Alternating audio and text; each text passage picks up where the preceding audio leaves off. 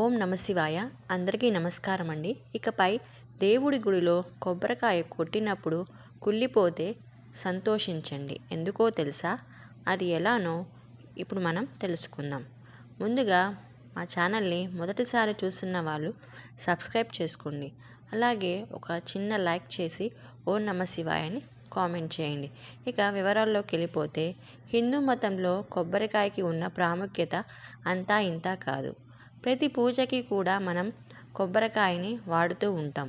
కొబ్బరికాయను ఏదైనా వాహనం కొన్నా, కొత్త ఇంటికి గృహప్రవేశం చేస్తున్నా, వ్రతం చేస్తున్నా, అలాగే ఆలయానికి వెళ్ళినా సరే మనం ఖచ్చితంగా కొబ్బరికాయను కొడుతూ ఉంటాం. కొన్నిసార్లు దేవుడు గుడికి తీసుకెళ్ళిన కొబ్బరికాయను పగలకొట్టి చూస్తే కొబ్బరికాయ కుళ్ళిపోయినట్లు కనిపిస్తుంది. కొన్నిసార్లు కొబ్బరి పువ్వు వస్తుంది. కొబ్బరికాయ కుళ్ళిపోతే చెడు శకునమని, కొబ్బరికాయలో పువ్వు కనిపిస్తే శుభశకునమని అంటారు. దీని వెనుక ఉన్న నిజమైన కారణాలు ఇప్పుడు మనం ఈ వీడియోలో వివరంగా తెలుసుకుందాం.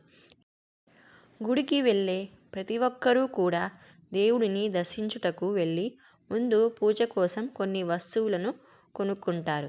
ముఖ్యంగా అరటిపండ్లు, పువ్వులు, కర్పూరాలు, అగరవత్తులు, కొబ్బరికాయలు వంటి వాటిని కొనుగోలు చేస్తారు. వీటిల్లో కొబ్బరికాయ తప్ప మిగిలినవన్నిటిపైన చూసి కొనుగోలు చేయగలం. కానీ కొబ్బరికాయను మాత్రం లోపల చూసి కొనలేము. కొబ్బరికాయ పైకి చూడటానికి బాగానే ఉంటుంది, కానీ లోపల మాత్రం పువ్వు వచ్చిందా లేక కుళ్ళిపోయిందా అనే విషయం మనకు తెలియదు. కొందరు కొబ్బరికాయని కొట్టేటప్పుడు నీళ్లు ఉన్నాయా లేవా అని ఊపి చూస్తారు. అలా కొబ్బరికాయని కొంటారు కొంతమంది. అసలు దేవుడి దగ్గర కొబ్బరికాయని ఎందుకు కొడతారో తెలుసా అనేది ఇప్పుడు మనం వివరంగా తెలుసుకుందాం. అంతేకాదు, కుళ్ళిన కొబ్బరికాయ, పువ్వు వచ్చిన కొబ్బరికాయ ఎలాంటి ఫలితాలను ఇస్తుందో కూడా మనం ఇప్పుడు వివరంగా తెలుసుకుందాం. హిందూ పురాణాల ప్రకారం గుడిలో ప్రత్యేకంగా కొబ్బరికాయను కొట్టడానికి గల కారణం ఉంది. ఆ కారణం ఏంటో మీకు తెలుసా? తెలియకపోతే ఇప్పుడు మనం తెలుసుకుందాం. కొబ్బరికాయలు తలపై 3 కళ్ళు ఉంటాయి. మనిషిలోని 3 చెడు గుణాలను చిహ్నంగా భావిస్తారు. అంటే మనిషిలోని అహంకారం, దురాశ మరియు మాయ అన్నమాట. కుళ్ళిన కొబ్బరికాయను కొడితే ఏమవుతుందో ఇప్పుడు మనం తెలుసుకుందాం. దేవుడికి కొబ్బరికాయని కొట్టినప్పుడు అది కుళ్ళిపోతే మన మనస్సు వెంటనే చాలా ఆందోళనగా గురి అవుతుంది. ఎందుకంటే ఏదైనా చెడు జరుగుతుందేమో అని భయాందోళనలు కలుగుతాయి. కొబ్బరికాయ పగలకొడితే ఆ కొబ్బరికాయ కుళ్ళిపోతే కలిగే ఫలితాల గురించి ఇప్పుడు మనం తెలుసుకుందాం. కొబ్బరికాయను పగలకొట్టినప్పుడు అది కుళ్ళిపోతే మీరు దానికి సంతోషంగా ఉండాలి. ఎందుకంటే ఇలా జరగటం వల్ల మీ నుంచి, మీ కుటుంబ సభ్యుల నుంచి దుష్టశక్తులను, చెడు దృష్టిని తొలగిస్తుందని అర్థం. కుళ్ళిన కొబ్బరికాయను కొట్టిన తర్వాత అదేవిధంగా పూజ సమయంలో కొట్టిన కొబ్బరికాయ కుళ్ళిపోతే దాని అర్థం తరచూ వచ్చే అనారోగ్య సమస్యలు, చెడు కలలు, చెడు శకునాలు, చెడు దృష్టి తొలగిపోతుందని మనం అర్థం చేసుకోవాలి. పరిష్కారం ఏమిటంటే, కొబ్బరికాయ కొట్టేటప్పుడు చాలామంది కోరిక కోరుకుంటారు. ఆ కోరిక నెరవేరదు అని అనుకుంటారు కుళ్ళిపోయినప్పుడు. కానీ దానికి కొన్ని పరిష్కారాలు ఉన్నాయి. అవేంటంటే, దేవుడి దగ్గర కొట్టిన కొబ్బరికాయ కుళ్ళిపోయినట్లయితే దాని గురించి మీరు ఎలాంటి బాధపడాల్సిన అవసరం లేదు. మీ మనసులో ఆందోళన నెలకొంటే దానిని కూడా ఒక సులభమైన పరిష్కారం ఉంది. వీటిని దానం చేయండి. కొన్నిటిని దానం చేయటం వల్ల మీ దోషాలన్నీ తొలగిపోతాయి. కొబ్బరికాయను పగలకొట్టినప్పుడు కుళ్ళిపోతే ఏ కోరికతో కొడుతున్నామో అది జరుగుతుందో లేదో అని బాధపడుతుంటారు. మీరు ఆందోళన చెందకండి.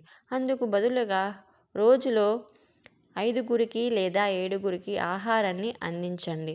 తర్వాత మళ్ళీ అదే కోరికను దేవునికి తెలియజేస్తూ మరొక కొబ్బరికాయను కొని పగలకొట్టండి. అప్పుడు మీరు అనుకున్న పనులు నెరవేరుతాయి.